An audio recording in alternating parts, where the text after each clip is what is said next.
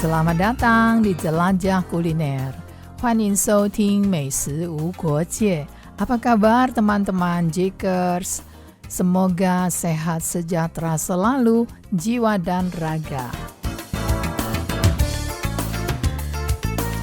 Teman-teman, di tahun 2025 sudah sering saya singgung comfort food atau makanan pembuat rasa nyaman. Dan sebagian besar sudah kita buat di Dapur Maria maupun dibicarakan dalam acara jurnal. Tema ini berlanjut ke tahun 2026. Tapi sebenarnya comfort food itu sangat relatif. Bagi saya itu membuat rasa nyaman, tapi bagi orang lain belum tentu.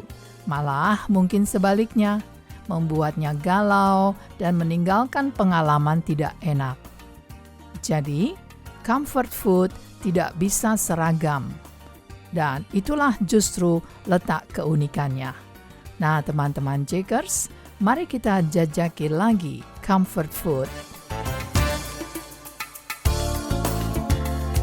Biasanya, makanan rumahan atau makanan penyaman. Jadi dalam bahasa Inggrisnya tadi saya sudah menyebut comfort food, jadi bisa kita katakan sebagai makanan rumahan atau makanan penyaman, adalah makanan yang bertujuan untuk menimbulkan rasa hangat dan nyaman, yang menimbulkan nostalgia atau nilai tersendiri bagi seseorang. Biasanya, makanan rumahan memiliki nilai kalori sangat tinggi karbohidrat, dan mudah disajikan.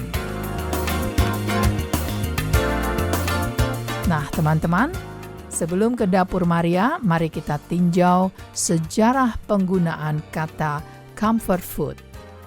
Istilah ini bisa ditelusuri ulang dari terbitan Palm Beach Post pada tahun 1966 yang menggunakan istilah comfort food dalam sebuah paragrafnya. Setelah diterjemahkan dalam bahasa Indonesia, beginilah isinya. Orang dewasa dalam keadaan stres yang berat sering terkenang kembali dengan comfort food atau makanan rumahan. Makanan yang sering dihubungkan dengan rasa aman saat kecil seperti telur rebus buatan ibu atau sup ayam yang terkenal itu. Mereka sangat dikenal sebagai salinan dari perasaan lega atas sesuatu yang negatif. Sebuah artikel pada tahun 2017 dalam jurnal Sains Gastronomi dan Makanan menyebutkan definisi comfort food adalah makanan yang melipur lara atau menenangkan hati, terutama dalam hal ketenangan emosional yang bisa diperkuat oleh rasa, sentuhan, dan aroma. Makanan ini cenderung manis atau asin ketimbang asam atau pahit. Demikian menurut artikel tersebut. Jadi sebagai tambahan, makanan comfort food cenderung diasosiasikan dengan masa kecil atau kerinduan akan kampung halaman.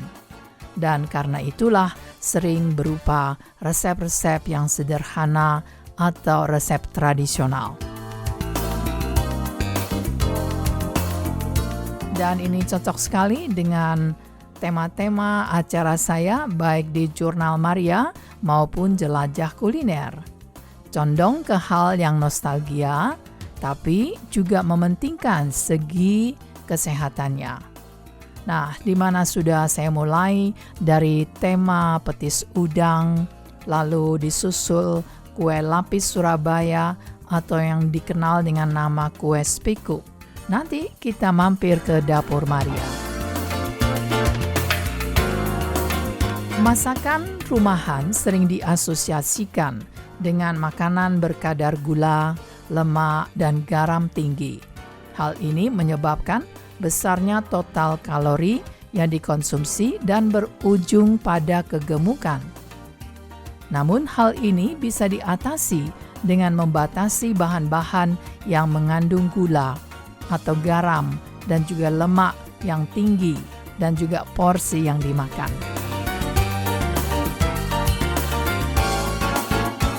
Nah, teman-teman, mari sekarang kita ke dapur Maria. Kita membuat comfort food, kue rumahan yang sangat enak tapi tidak akan membuat kita pusing ketakutan, yaitu kue pandan tapi dari resep keto alias yang gluten free. Dan tidak perlu was-was kudapan ini meningkatkan gula darah atau bisa menggemukkan. Nah, teman-teman, selamat datang di Dapur Maria. Kita mulai dulu dengan sebuah resep dengan judul kue pandan keto. Nah, biasanya kalau kita dengar kata keto, maka berarti rendah gluten, rendah karbohidrat, dan tentu saja lebih menyehatkan. Bahan untuk kue pandan keto ini untuk loyang sebesar 8 inch, suhu oven 150 derajat Celcius dengan waktu panggang 50 menit. Tapi di sini ini adalah sebuah takaran tertentu saja sebab semua berpulang pada kondisi loyang Anda dan juga suhu ruang Anda saat itu. Jadi ini sebagai patokan saja, nanti Anda bisa menambah atau menguranginya. Bahan yang dibutuhkan adalah 6 butir telur, 90 gram santan, baik instan maupun santan yang Anda peras dari parutan kelapa, lalu 35 gram atau 40 ml minyak olive, minyak zaitun, atau 1 sendok makan mentega lumer. Dan di sini menggunakan sari pandan ekstrak atau pasta pandan cukup banyak 90 gram. Tepung almond flour 80 gram. Lalu erythritol gula 2 sendok makan besar, sari jeruk lemon atau sari jeruk nipis 2 sendok makan. Cara membuatnya sama dengan proses pembuatan kue pandan biasa. Yang berbeda hanya jenis tepungnya yang gluten free. Ya, di sini mungkin Anda bisa memisahkan putih telur dengan kuning telurnya. Putih telurnya dikocok lepas dengan sari jeruk nipis agar mengembang sampai setengah kaku. Kemudian dicampur dengan semua adonan yang kecuali putih telurnya. Dan Anda aduk kemudian dimasukkan ke dalam loyang yang tidak perlu dilumuri dengan minyak. Nah, gampang sekali bukan? Dan berikut ini ada lagi resep kue bolu sifon terbuat dari tepung okara. Ini juga kue keto, kue gluten free.